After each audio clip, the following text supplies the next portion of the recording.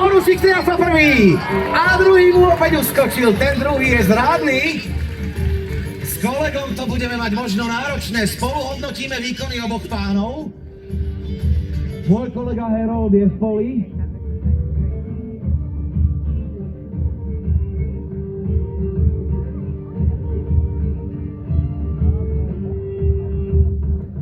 Vy ste síce môjho kolegu nepočuli, ale ja áno, jeho slová boli určené pre mňa a dovolte mi, aby som vám ich pretlmočil. Výkony boli na prvý pohľad rovnaké, a zda súhlasíte. Aj čestné kolo, zaslúžene. Jeho rana bola razantnejšia. Svoj cieľ zasiahol a rozbil silnejšie a presvedčivejšie. No nie je dôvod váhať, nie je dôvod otáľať. Prejdime k druhej súťaži zručnosti. V nej sa vám predstavia končúre. V rukách skúseného bojovníka, v skutku strašná zbraň. Nie je žiadnym tajomstvom, že len to nedávno na bojovom poli jeho milosť pán kapitán Benedikt Pográni pri jednom rozbehu 2 Turkov odrazu prebodol.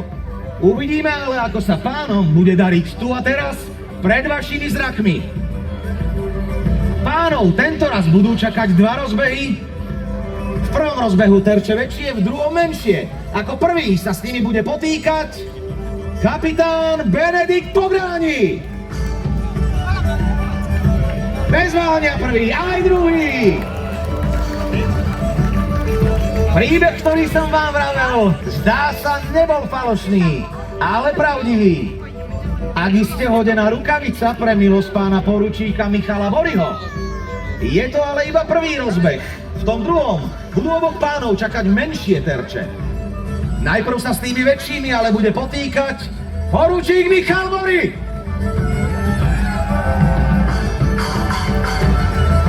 Bez váhania prvý, druhý, dokonca aj stojan zobral so sebou poručík Michal Bory. Ak bola prvá súťaž zručnosti vyrovnaná, tak táto druhá je tak nemenej. Je tomu tak. Hádam druhý rozbeh rozhodne a uvidíme, jaký ten rozdiel. Alebo možno uvidíme bezchybné výkony oboch. Uvidíme. Prvý sa bude s menšími terčami potýkať kapitán Benedikt Pográni. A nemýli sa. Obidva terče skončili až takmer pri jeho zápestí.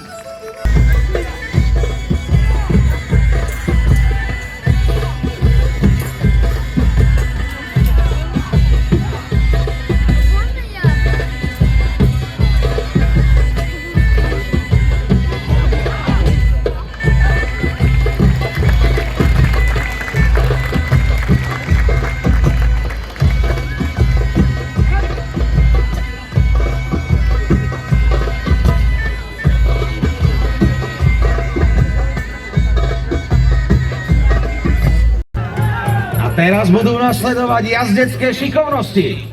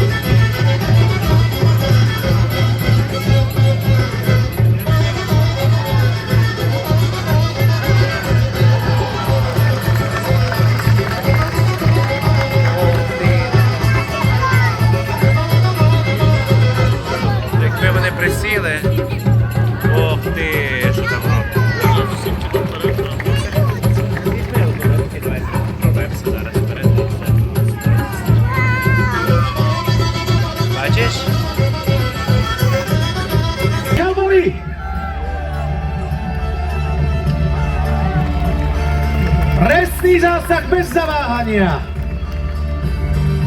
Presné oko, pevná ruka. To sú cnosti, ktoré zdobia poručíka Michala Boryho. Zo štvorice chýba posledný. Je ním tatársky Darchan Dirlik Mirza.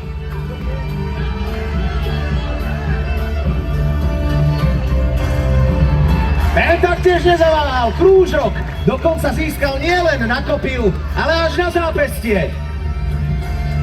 Nuž teda pánom, sťažíme túto úlohu a dáme im kľúč. Národ svoje kopie bude chcieť získať pán Pográni. Kapitán triafa krúžok, avšak z vonkajšej strane obruče. Tento krúžok kapitánovi na poslednú chvíľu uskočil. Ďalší v poradí, ktorý sa bude...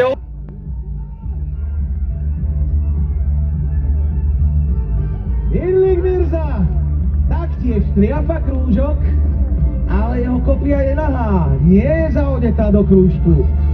Poďme s rozbehmi ďalej, poďme k menšiemu krúžku. Taký, čo by sa sotva zmenšil na drobnú ženskú rúčku, na ženské zápestie. Získal na svoju kopiu kapitán Benedikt Pográni. Áno, bravo!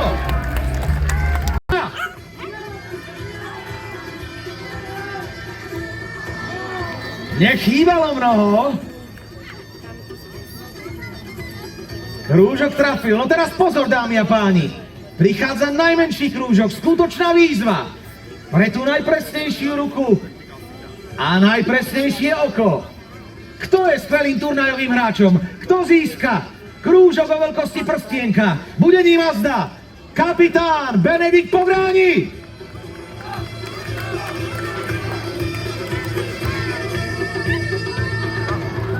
Kúšťok, ak by tam bol